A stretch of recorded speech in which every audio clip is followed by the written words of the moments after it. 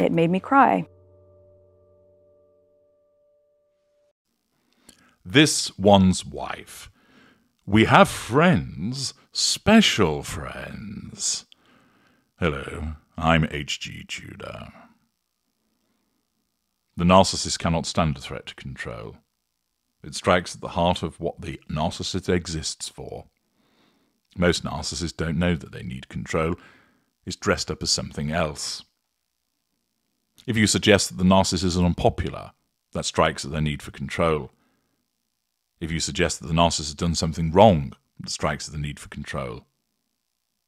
If you suggest, for instance, that this one's wife doesn't have any A-list pals because she's unlikable, unpopular and useless, that strikes at her need for control, which invariably results in her not rising above the problem, but then stooping to address it because she can't help herself. Unlike more sophisticated narcissists that have more important things to attend to, the Duchess of Delusion, with too much time on her hands and a lack of talent and ability to be doing anything meaningful in this world, invariably pays heed to what takes place in mainstream media and social media. For instance, commenting that they've lost A-list friends, the A-list doesn't bother with them anymore, and they're basically a pair of abject losers. This infuriates this one's wife. She believes that she's popular. She believes that she has a God-given right to belong to the A-list, and that when people criticize her in that way, it's not fair, and any loss in popularity isn't as a consequence of her fragrant self, but it is because people are smearing her and Harry and briefing against them. It can't be anything else. After all, she's wonderful, fun, attractive, and interesting. Therefore, if people don't like her, it's because there's a smear campaign against her. That is what the paranoia of her narcissism tells her, and this is what she trots out. We've seen repeatedly, wherever there is a particular criticism that originates in mainstream media and or social media, this one's wife then basically motivates a response for the purposes of nullifying that threat to control. She mobilizes her resources so that shortly thereafter there's a PR puff piece which espouses her virtues and condemns the criticisms. It is all so predictable. Where somebody is at risk in the royal family of looking good, she has to then try and upstage them and overshadow them. Dog biscuits and jam, anybody? And once again, we see this one's wife is at it, where she's trying to suggest that the criticism that she has no A-list friends is not one that has any credence or legitimacy.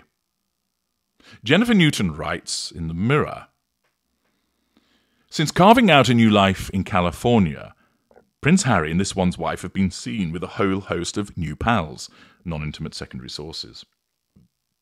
Just last week, this one's wife was seen leaving lunch with former Father of the Bride actress Kimberly Williams-Paisley, although, as I've reported, there was a suggestion that she was just tailgating her to make her look like she'd got a friend. While last year, the Sussexes attended a fundraiser with Bodyguard star Kevin Costner. Grab the mic. However, there have been hardly any reported sightings of them with Hollywood A-listers such as Oprah Winfrey or George Clooney and his wife Amal, who attended their 2018 Windsor wedding. And according to one royal expert, there could be a significant reason for the absence of this. Thus, the criticism is, you've got no A-list friends. That goes against the image that this one's wife has of herself, and is therefore a threat to her need for control. How might she deal with it? Well, one way would be just to ignore the criticism.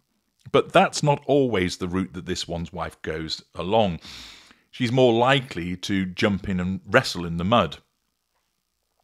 So an alternative might be to say, actually, here I am with an A-list person. Here I am with A-list friends. Problem is, she isn't really able to do that. Why? Because the A-list is truly avoiding her. Even when she rocked up at the Hamptons, which was more about successful business people, they didn't really want to have anything to do with her either. It was rumoured that most of the people that she approached essentially weren't interested in partnering up with her. Thus, the easiest way to dispel the criticism would be to say, here I am with an A-lister, here I am with another A-lister, here I am with another A-lister, but she's not able to do that. So what is her response? Well, it's rather hilarious. Speaking about the Sussexes, Circle of Friends on Vanity Fair's podcast Dynasty, the royal family's most challenging year, and remember, Vanity Fair tends to be pro-Sussex, the publication's royal correspondent, Katie Nicholl, explained, personally, I have to say I've been a little underwhelmed with the celebrities who they've been hanging out with. Don't get me wrong, I love Kevin Costner, he's fabulous. He didn't really hang out with them, did he? But I thought they'd be mingling far more with the A-list.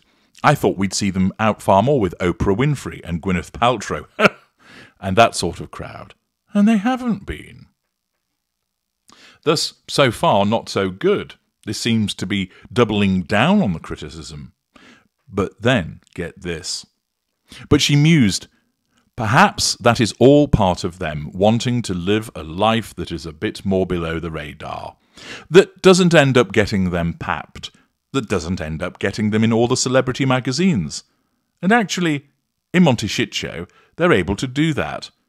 I'm sure there's a whole plethora of VIP dinner parties that are taking place at theirs that we have no idea about. Ha!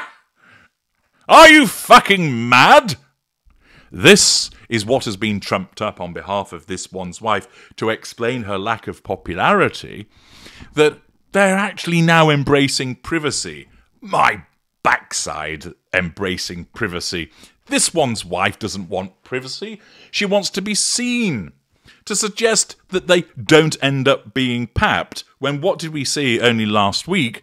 This one's wife being papped, leaving a restaurant supposedly with somebody else. This is the princess of car parks, papped in parking lots. This is the woman that emerges from the dentist with an anti-stress patch and needs to be seen. This is the woman that goes hiking in the middle of the street. This is the woman that goes dressed as one of our Jawas is missing when she goes shopping in Monty Shit Show or turns up at the farmer's market. She loves being papped because it means that she matters. She wants to be seen. She doesn't want privacy. It's anathema to her. As for there being VIP dinner parties behind the scenes, there are two big problems with that. No, three big problems with that. First, they haven't got any crockery because it's all been smashed as a consequence of Catherine's recent fantastic appearances, which has really got to this one's wife. Two, who are they going to fucking invite? They haven't got any friends. Three, if this one's wife were to be having VIP dinner parties, believe me, we'd know about it. Her narcissism simply couldn't resist the opportunity to show off in some way. A leaked photograph, perhaps encouraging one of the attendees to pop it onto their social media so it then gets picked up by the media as a whole. Believe me, if this one's wife had the Clooney's round for dinner, Gwyneth Paltrow turning up, and other A-list individuals, she's got Katy Perry popping around for a starter and so forth, we would see it all over the place. Mention would be made of it, photographs would occur, the paps would be waiting outside to catch the people. The fact is, there aren't any VIP dinners because nobody wants to be bothered with them. But it's brilliant, brilliantly hilarious, that the way that this one's wife is now trying to nullify the threat to control, which is, you haven't got any A-list friends, is to say, oh, but I have, because the Mirror is going to tell you that I've got secret friends that you guys don't all know about. Desperate, ridiculous, and pathetic. This one's wife once again demonstrating her narcissism. I'm H.G. Tudor. Thank you for listening.